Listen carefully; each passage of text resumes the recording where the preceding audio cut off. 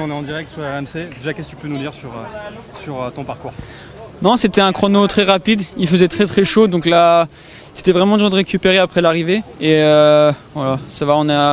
On est dans les temps qu'on s'était fixés et voilà, on a tout donné avec Antonio, donc pas de regret. Je sais pas si tu es au courant du classement parce que là tu sors du bain froid, mais Vingegaard qui est maillot jaune. Ah ouais. Ghana deuxième et pour l'instant Pogacar troisième. Ah ouais, ok. J'aurais pas pensé ce classement-là, mais pourquoi pas. Tu l'aurais vu inversé plutôt? J'aurais vu UAE, Ineos et peut-être après Visma, ouais. C'était quoi tes premières sensations à toi? Non, les sensations pour moi étaient bonnes, donc je suis plutôt content. Et puis Antonio, les sensations étaient bonnes aussi, donc je pense que ça lance le Tour de France. Donc voilà, hâte d'être demain pour la vraie première étape aussi. Et puis il y a la troisième aussi, le retour en France avec les premiers points au classement de la montagne qui pourrait compter. Elle te fait de l'œil ou pas cette étape? Je sais pas encore pour l'instant. J'ai pas trop discuté avec l'équipe pour celle-ci. On a un plan un peu plus après sur le Tour, mais pour celle-ci, je sais pas encore, on verra. Ouais.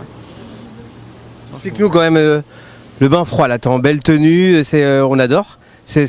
Explique-nous le bain froid, ça sert à quoi? Non, ça parce que la température corporelle monte vraiment très très haut après l'effort. Et après on récupère sur l'home trainer, mais elle reste vraiment très haute. Et ensuite, bain froid, c'est peut-être 13 degrés ou 14 degrés l'eau pendant une dizaine de minutes pour vraiment faire chuter la température et récupérer plus vite en fait. Le Tour, cette deuxième étape, Montjuïc, ça te plaît?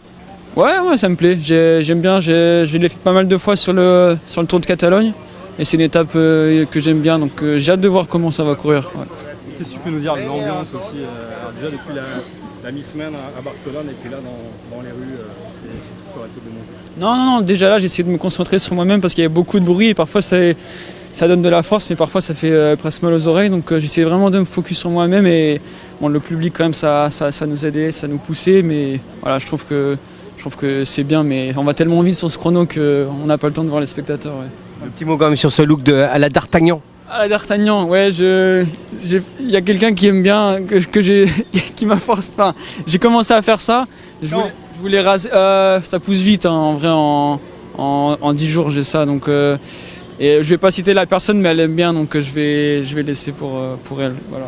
Merci Lenny, merci. Un tout dernier mot, Lenny, sur l'ambiance. Christian Prudhomme, le patron du Tour, disait hier que ce serait la folie furieuse à Barcelone, tu confirmes?